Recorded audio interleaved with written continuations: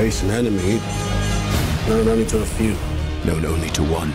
For Tom, if Comic-Con's anything to go by, people really love Loki. What do you think it is about Loki that people seem to really love kind of more over Thor? Oh, whoa, whoa, whoa, whoa, whoa, whoa, whoa. Wow. Where's the guy in the costume? Yeah. Several more years of brotherly therapy to follow. Yeah, you know. Listen. Can I tell you what I love about Loki? Because we've been talking about this all morning, and it's very hard to. You have a go as well, but I don't know that it was ever the plan to have Loki in this many films, but purely to do with everything that Tom brought to the table in the first one, and how incredible he was, and the mixture of strength and villainous and mischief and vulnerability, which is such an access point. You can immediately kind of empathise with this misunderstood guy, is why he kept, you know, am I correct, Kevin? Why he kept bringing him back into every film. Like, I don't know that was ever the plan, but I mean, my hat goes off to Tom, and I think he's done such an incredible job in every film, and hopefully we can keep sneaking him in more somewhere. I love you, man. I wanted to say in response to the second part, I think Loki is defined by Thor. He's defined in opposition to him. That they are yin and yang. They are the sort of the sun and the moon. That the whole point of them is that they are in opposition, and the whole sort of I don't know, the popularity of the character has been such an amazing surprise. I'd never expected it in my wildest dreams. I don't know, I found him a fascinating prospect because he's a mixture of playfulness and charm and mischief. That's his moniker, he's the god of mischief, so there's a playfulness to him. But he's such a broken character. He's grief-stricken and bitter and jealous and angry and lonely and proud. And so the cocktail of all of his kind of psychological damage and his playfulness as an actor is just a really interesting thing to inhabit. And by the way, you are the only Thor. No, that guy. That guy over there. Another. You must be truly desperate to come to me for help. If we do nothing, they will destroy us. Hey guys, I'm Alexander, and being from Sweden, I love all the scenes with Stellan Skarsgård. Yes. Yeah. And I also feel this movie has much more humor than any other Marvel film I've ever seen. So, can you comment on that, maybe Alan and Kevin? Yeah, I'm so grateful to hear that that's what's coming back from the audience as they start to see the film for the first time. I think I went into it and I thought my first task was to darken the world and deepen it and dirty it up a little bit. I sort of felt like that was my mandate going in.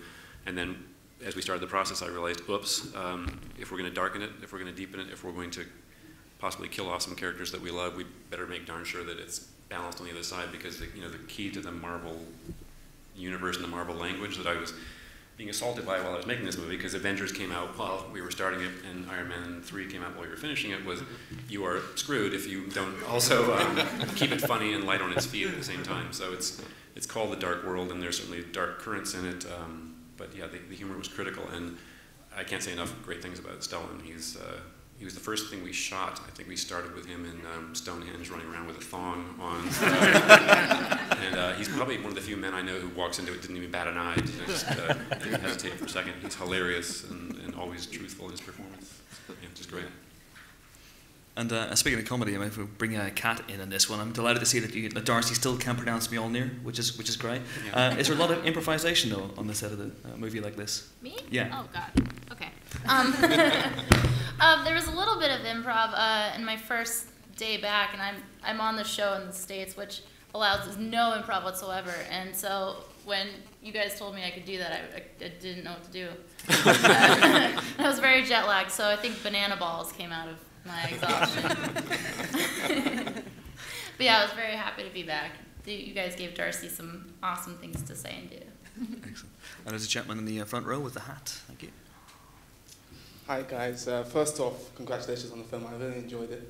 I've got a couple of questions. Firstly, for Chris, We've seen a lot of great development from Thor from the first film through to Avengers, now this. How do you feel you developed as an actor from the first film to now this? And also for Alan, I was surprised to find that this was actually one of the more shorter Marvel films of the Marvel films. So what was the editing process like, and how much footage can we expect to see deleted scene-wise? Who goes first? Chris goes first. Yeah. I can't remember the question. I mean, every film I look back and go, oh, okay, now I get it. And then I start the next one and go, oh, I don't have a clue what I'm doing. And, you know, it's nice to be able to approach a character again and for the third time attack it in a different way with a different director and have a whole new, you know, bag of ideas and influences and ways to approach it. Yeah, and I, you know, I think I grew up as a person as well, as you do through time, strangely enough, and as did, you know, so Thor, that echoes into whatever you're doing in your work, and you know, it was nice to have a more mature Thor who was sort of less petulant and arrogant and teenager, you know, as the first one it was at times, but that transition into him understanding the darker side of the throne and that responsibility and the sacrifices. It was fun to play with. So editing process. Yeah, there's so many obligations to a movie like this. As I said before, you know, it has to be dark and emotionally engaging. It also has to be funny and constantly earn its sort of entertainment value. And part of that process is condensing and tightening and making it, you know, roll along as quickly as it can, so that it is as fun and, you know, a ride as it can be. So naturally, some things fall out that you wish didn't fall out. Some things dear to my heart that I love. I mean, Chris Eccleston and I were talking about some things that we really savored that had to fall away. I'd be really grateful if some of those appear on a DVD or a Blu-ray at some point. I think they will. I think there's about maybe 10, 12 minutes of footage on the Blu-ray. Oh, that's great. That's fantastic. There was some rumor going around. This is my first encounter with doing work while the internet watches. I had a little bit of that on Game of Thrones, but nothing prepared me for this. And there was a rumor about a running time argument at one point, and it was funny because I don't think anybody that I knew, my editors, you, I mean, I don't even know how long the movie was. There was never a running time issue. It was always, you know, how can we make it better, funnier, more effective? How can it land harder? So in that process, some of my children had to get murdered and put on the floor, but I'm sure they'll have an afterlife. Metaphorically. Yes, thanks. Kevin, let them go home eventually, my real children. You even think about betraying him? I'll kill you. That was from New York. I like her. Sorry, Kevin, for the T-shirt. I do come in peace. What? He's got a Superman T-shirt. Yeah, maybe DC and Marvel will make friends. A fantastic film, guys. Genuine fan of all your works, not to be a bit sucky. The film is fantastic. My question is, in terms of the tone, the Marvel Cinematic Universe is kind of matching the comics, is getting more fantastic, more out there. I wonder if the humour was a way of trying to ground some of that to make it palatable, and in the other sense, as the actors, as the cast, as the world is getting more fantastical and things are becoming more strange, what did you find to hook yourself as actors into grounding your performances and trying to stay true to your characters? Humor is definitely the key. Yeah, we've got spaceships in this movie and other planets in this movie, and we have found that humor is an amazing way to get the audience to sort of just embrace and accept all of those worlds and all that craziness and all these costumes. It's worked well for us going back to the first Iron Man film. And in terms of grounding your performances, I'll start with Christopher and work our way down, please. Grounded? How I ground my... An immortal dark elf who existed before the time began. How I ground my performance out. They'll tell you. They had to suffer. Well, it's interesting talking about the humour of the film. I saw it last week and was really surprised at the amount of humour because I'm such a miserable bastard. I was completely excluded from any of the joy. My character was completely grounded in vengeance. He was like a maniac for revenge. The idea, I think, with Alan and Kevin was to suggest that the Dark Elves were as ancient a race as the Asgardians and had a history, which is why we gave them a language, and had a culture, but most of all they had a grudge, which they had slept on for millions of years. What's interesting about the film is it does have a variety of tones, and myself and Ada Worley, who unfortunately is not here, who played Algrim and Curse, our job was to bring the threat and the menace and the jeopardy, so we ground it in bitterness.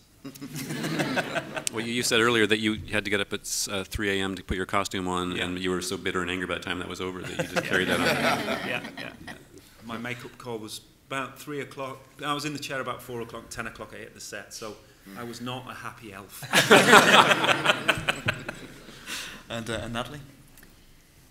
Yeah, the humor, I think also the fact that the characters are going through, even though they're traveling between realms or going through things that we can all relate to, you know, for myself playing a woman who the guy didn't call back and disappeared, and there's a long distance thing going on, and then when it works out she meets the parents, you know, those are all things that obviously most women can relate to, and of course I'm the mortal among the gods and villains near me, so I guess that's naturally more grounded, but a lot of the issues they had us dealing with were human. I mean, even the brothers, I feel like that's so relatable as humans. Yeah. I remember Hopkins said something to me. We the first day on set on Thor 1, and we walked in our outfits, and here's the eye patch and the whole thing, and the sets, and he looked at me and said, "Oh, there's no acting required here." and I always remember that and think, like, yeah, don't compete with it, you know, like, keep it simple, and it already sells a lot of the work for you. So. Yeah, I can't add much to what everyone else has already said. I suppose the thing that I always think is grounding about these films is the family relationships for me. We're traveling through space and time, we're dealing with gods and monsters, but the heart of the film, from my perspective, is a family, a father, 2 sons, 2 brothers, a mother, and the fractious, intimate interaction that they have. Oh my God. Top that.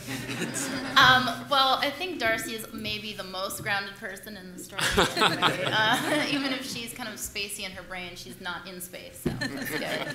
And I mean, I think Darcy's love for Jane and my love for Nat is pretty, you know, easy way for me to stay grounded in the whole thing. I love you. Yeah, and I get to be the outsider to all the craziness and comment on it, I think, like the audience would.